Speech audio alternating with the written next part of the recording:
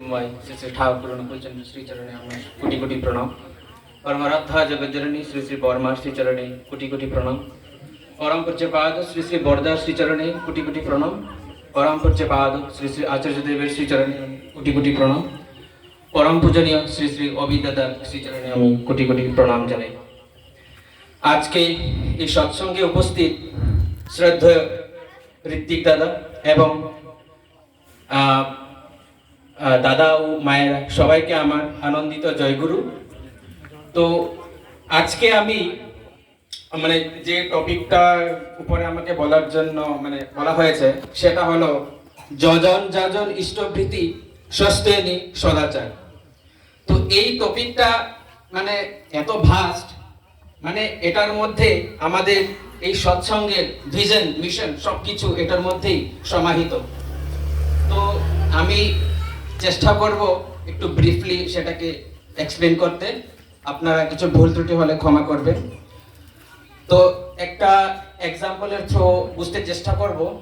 তো আমরা সবাই ইন্ডাস্ট্রি দেখেছি, মেইনলি দ্য ম্যানুফ্যাকচারিং ইন্ডাস্ট্রিগুলো যেগুলোতে প্রোডাক্ট তৈরি হয়। তো এই ম্যানুফ্যাকচারিং ইন্ডাস্ট্রিগুলোতে আমরা কি চাই? We want good product, quality product. তো আর এই কোয়ালিটি প্রোডাক্টগুলো পেতে হলে আমাদেরকে কিছু প্রসেসের মধ্যে যেতে হয়। পরিমাণ মতো কত কি দিতে হবে সেইগুলো একুরেট হতে হয়। ঠিক তেমনভাবে আমাদের জীবন একজন ভালো মানুষ যদি হতে হয় তাহলে শ্রী শ্রী ঠাকুর আমাদেরকে কিছু নীতি দিয়েছেন। এই নীতিগুলি হলো যজন যাজন ইষ্টভৃতি সস্তেনি এবং সদাচার।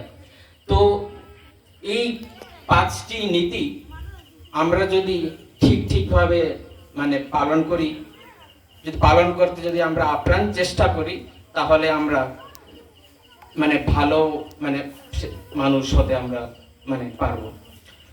তো শ্রী শ্রী ঠাকুরের কি বলে আলোচনা মেসেজ বলে যেটা বই আছে, তো ওই বইতে শ্রী শ্রী ঠাকুর বলেছেন two এক্সাল্ট oneself with the pious worship is jajan. To exalt others with the pious worship is jajan.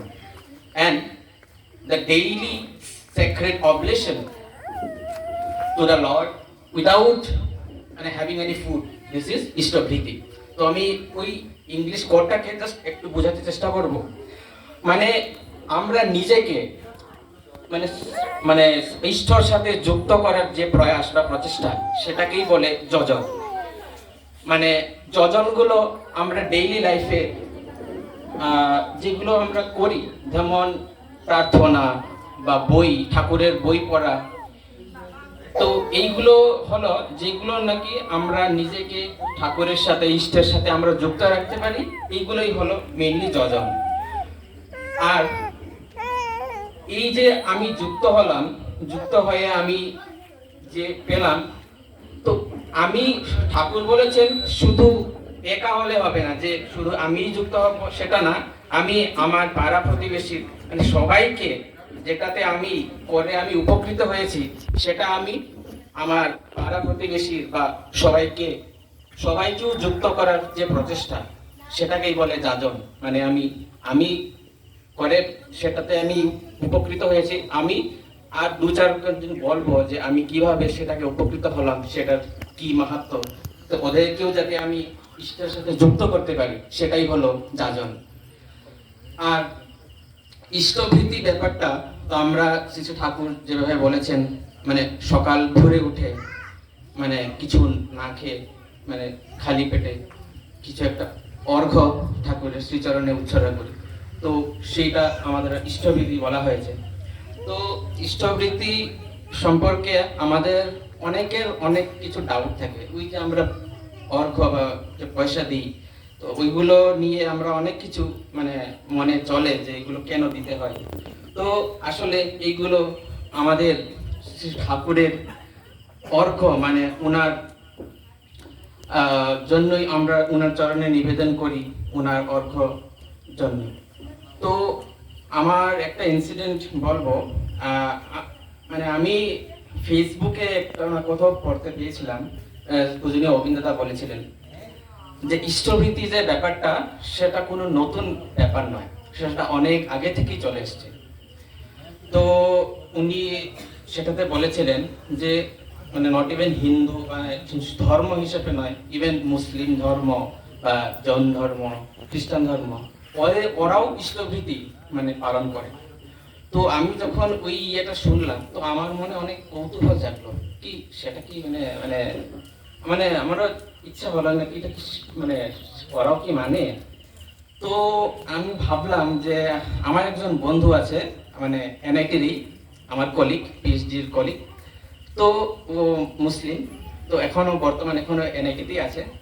তো আমার ইচ্ছে হলো যে ওকে জিজ্ঞেস করবো যে আমরা মানে আমি আগে ওকে বললাম যে আমরা সকাল এরকম একটা অর্ঘ্য মানে ঠাকুরকে দিই, কি তোমরাও এরকম কিছু করো, মানে আমি জিজ্ঞেস করলাম। তো আমার তো ওই মেয়েটা বলল যে হ্যাঁ, মানে ওরা কি করে বললো যে ওরা রোজ সকাল কিছু একটা মানে রেখে তারপর মানে খালি পেটে কিছু না খেয়ে কিছু একটা মানে অর্ঘ্য বা অর্ঘ্য যাই হোক সেটা মানে অর্থ হতে পারে বা সেরকম কিছু চাল টাল বা যা কিছু মানে কিছু একটা রেখে ওরা তারপরে যা কাজ শুরু করে।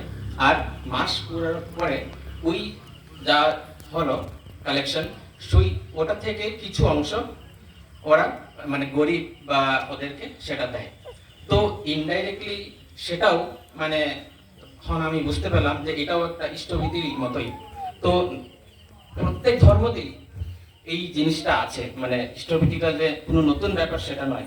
আমরা ইষ্টকে দিয়েই পরেই আমরা মানে যা আমাদের কাজ শুরু করব বা আমরা গ্রহণ করব। তো তো এই হলো যজন যাজন ইষ্টভীতি। তো আমরা সবাই যে আমরা দীক্ষিত, যজন যাজন ইষ্টভীতি আমরা যে পরিমাণে হোক আমরা চেষ্টা করি ঠিকভাবে পালন করতে।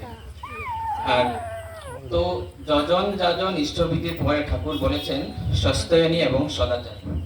তো এই যে যজন যাজন ইষ্টভীতি করলাম, এর দ্বারা আমাদের কি হলো, আমরা নিজেকে ইষ্টের সাথে আমরা মানে ওনার সাথে কানেকশন তৈরি হলো, মানে আমাদের যে অস্তিত্ব সেটা আমরা বজায় রাখলাম। তো ঠাকুর বলেন যদি এই প্রসেসটাকে ইষ্টের সাথে যে যুক্ত করা প্রসেসটাকে তুমি যদি আরো ফাস্ট করতে চাও মানে দ্রুত করতে চাও, তখন তোমাকে সস্তায়নী এবং সদাচার সেটাকেও পালন করতে হবে। তো সস্তায়নী মানে মিনিংটা হলো সু প্লাস অস্থি প্লাস অয়ন, মানে মানে ইষ্টের সাথে যুক্ত করার যেটা প্রসেস, এই ডেভেলপমেন্ট প্রসেসটাকে ফাস্ট করা, সেটাই হলো সস্তায়নী। তো সস্তায়নী ঠাকুর যেভাবে বলেছেন সেটির 5টি মানে আমরা জেনারেলি সস্তায়নী মানে কি বুঝি যে পেঁয়াজ রসুন খেতে হয় না, সেটাই আমরা সস্তায়নী বলে বুঝি। বাট অ্যাকচুয়ালি ওই সেটা সস্তায়নীর জাস্ট ওয়ান মানে একটা সাব পয়েন্ট। তো ঠাকুর সস্তায়নীর 5টি নীতি দিয়েছেন, ওই 5টি নীতির একটি নীতির একটা সাব অপশন হলো ওই যে পেঁয়াজ রসুন সেটা। তো তো 5টি নীতি আমি জাস্ট ব্রিফলি এক্সপ্লেন করব। তো 5টি নীতি, প্রথম নীতিটি হচ্ছে আমাদের শরীরটাকে সুস্থ রাখা। আমাদের শরীরটাকে সুস্থ রাখা মানে আমরা যদি শরীরটাই সুস্থ না হয় তাহলে আমরা কি আর ধর্ম করব। তো তাই ঠাকুর বলেছেন যে আগে আমাদের প্রথম নীতি যেটা হলো সেটা হলো শরীরটাকে সুস্থ রাখা। আর তার জন্য ঠাকুর অনেক কিছু নীতি মানে কিভাবে কি কি খেতে হবে, কি খেতে হয় না, কিভাবে মানে আমরা ধরো সকালে উঠে মানে থানকুনি পাতা খাওয়া বা অনেক ধরনের কিভাবে কি জিনিস খেতে হয় কি জিনিস না খেতে হয়, যেটা নাকি আমার শরীরটা সুস্থ থাকবে। আর এটার মধ্যেই চলে আসে ওই পেঁয়াজ রসুনের কথাটা। তো এটা হলো প্রথম নীতি। সেকেন্ড যেটা নীতি হলো সস্তায়নী, সেটা হলো আমরা আমরা তো মানুষ, তো আমরা তো বৃত্তি প্রবৃত্তির সেটাতে আমরা মানে পরে মানে কি হয় বৃত্তি প্রবৃত্তি মানে কি ওই কি বলে ওই বৃত্তি প্রবৃত্তির পরে আমরা জিনিসগুলো কি আমরা ডেভিয়েট হয়ে যাই। তো ঠাকুর বলেছেন যখনই এই বৃত্তি প্রবৃত্তি কাম প্রবৃত্তি হোক বা কাম, তো এই ধরনের যখন এই চিন্তা আসবে সেই চিন্তাগুলোকে ইষ্টের সাথে ঢালার চেষ্টা ঠাকুর বলেছেন। যখনই মনে ওই ধরনের চিন্তা আসে, তখনই সেটাকে তুমি ইষ্টের সাথে যুক্ত করে সেটাকে নিয়ন্ত্রণ করার চেষ্টা করো। এটা হলো স্বস্তিনীর সেকেন্ড নীতি। থার্ড নীতিটা হলো যে আমাদের পাড়া প্রতিবেশী, আমি যে শুধু একাই যে করে এগুলো মানে ইয়ে করি সেটা নয়, আমি অন্য কেউ পাড়া প্রতিবেশী সবাইকে নিয়ে যে ওদেরকেও যাতে ওরাও ঠিকভাবে জীবনযাপন করতে পারে সেটার জন্য যাতে আমি মানে চেষ্টা রাখি, সেটা হলো স্বস্তিনীর তৃতীয় নীতি। চতুর্থ নীতি হলো আমাদের ওই যে আমরা মানে স্বস্তিনী যারা আমরা নেই, তো ঠাকুর বলেছেন ঠাকুরকে মানে কিছু মানে ভোগ নিবেদন করেই আমরা কিছু গ্রহণ করা উচিত। মানে ঠাকুরকে আমরা ভোগ বা ঠাকুর দিয়ে ওনার যখন ভোগ নিবেদন হওয়ার পরে তখনই আমরা মানে কিছু গ্রহণ করা উচিত, সেটা হলো স্বস্তিনীর চতুর্থ নীতি। আর আরেকটা নীতি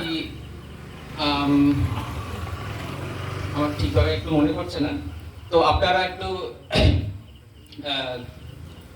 ঠাকুরের তলার সাথে বইতে খুব সুন্দরভাবে সেটা মেনশন করা আছে। তো এই নীতিগুলি যদি আমরা ঠিকভাবে পালন করার জন্য আপ্রাণ চেষ্টা চালাই, তো সেইগুলো আমরা ঠাকুরের ইষ্টের সাথে সবসময় যুক্ত হতে পারবো এবং সবাইকে এই সাথে যুক্ত করে রাখতে পারবো। তো আমি আচ্ছা লাস্ট আরেকটা জিনিস, এই যতন ইষ্টভৃতি স্বস্তিনী সদাচার আমরা পাঁচটি আমরা করছি, বাট লাস্ট যেটা হলো নাম ধ্যান। ওই নাম ধ্যানটা যদি না থাকে, ওই পাঁচটার মানে আমরা সবটাই পালন করছি পাঁচটা, তো নাম ধ্যানটা হলো ফিনিশিং। যদি নাম ধ্যানটাও সাথে ঠিকভাবে টিউনিং থাকে, তখন একদম ফাইন মানে প্রোডাক্ট মানে বেরোবে তখন। তো নাম ধ্যানটা যদি না হয়, তুমি জীবনযাপন চলবে বাট সেটা ফিনিশিংটা ভালো হবে না। তো তাই নাম ধ্যানটাও খুবই দরকার। তো আমি আর এতটুকুই বলছি, কিছু ভুল ত্রুটি হলে ক্ষমা করবেন। সবার মঙ্গল প্রার্থনা করি। ঠাকুর জয় গুরু।